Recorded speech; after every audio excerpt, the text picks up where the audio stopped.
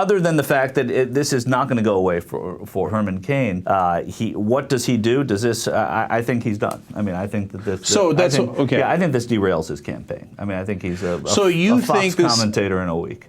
Wow. Yeah. So you think the sexual harassment allegations against Cain are that serious? I think his handling of them and the aftermath of them are that serious. I don't think that you want to send to the race with Obama somebody who's got sexual harassment attached to him. But how do you think the Republican voters look at it? Because I think there's some chance the Republican voters and go, this guy likes flowers, I like flowers. He's got a roaming eye, I got a roaming eye. That's the Republican male voter. It's not the independent voter. It's not the person a Republican voter wants to beat Obama.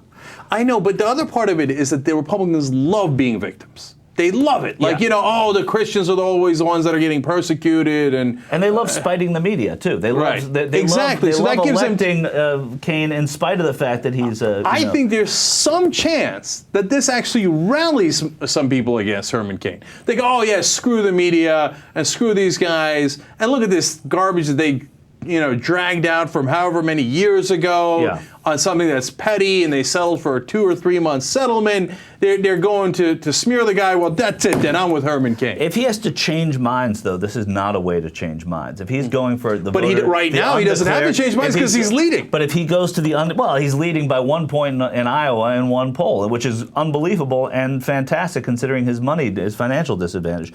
But I mean, I think that if he has to go into a place with undecided Republicans, if he has to go into caucuses in Iowa where you get people to be swayed, they don't want this baggage. I agree with you. There are reasons why Republicans will want to vote for Herman Cain even more now. But the point is they want to beat Obama more than they want to do that, and they don't want to send a horse to the race with this kind of baggage on him. I mean, it's too heavy a jockey to push I wonder if it exposed him for being the amateur that he is, right? Because the way he handled this was totally amateurish, right? It was. And I know that Republican voters and a lot of the voters are sick of the professional politicians. That's part of the appeal of Herman Cain, right?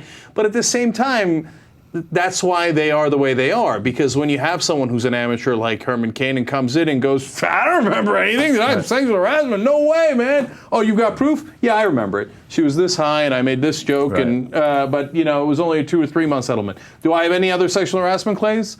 Not to my knowledge, right? I mean, they haven't found him yet. Right, and then at the end, somebody looks in and goes, I don't know that I trust this guy. Yeah, I totally. I mean, that's the way it's looking. So the question to me is, I don't trust this guy. Does that outweigh screw the media, screw everyone else? I'm rallying behind this guy because we're Republicans.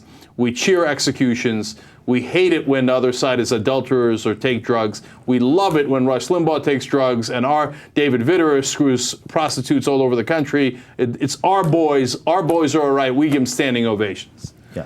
I mean, yes, I think when you go to the polished professional politician thing, they don't like them once they're in office. They prefer them in large numbers when they're campaigning, when they're running for that office. They want the polished guy. They want the smart woman up there running for office. It's why you see a fascination with candidates like Al Sharpton, candidates like Ron Paul, candidates like Herman Cain. I mean, Ron Paul may be aside, but Ralph Nader, let's say, people like that because he's not your run-of-the-mill politician. But they also only get a fraction of the vote. They don't. People are charmed by them, but they only get a fraction of the vote. This guy was a serious politician. This guy was looked at as a serious contender for the presidency. He's still running for the presidency, but it's going to be virtually impossible to get the Republican electorate to choose him, I think, over the others now that he's got this baggage.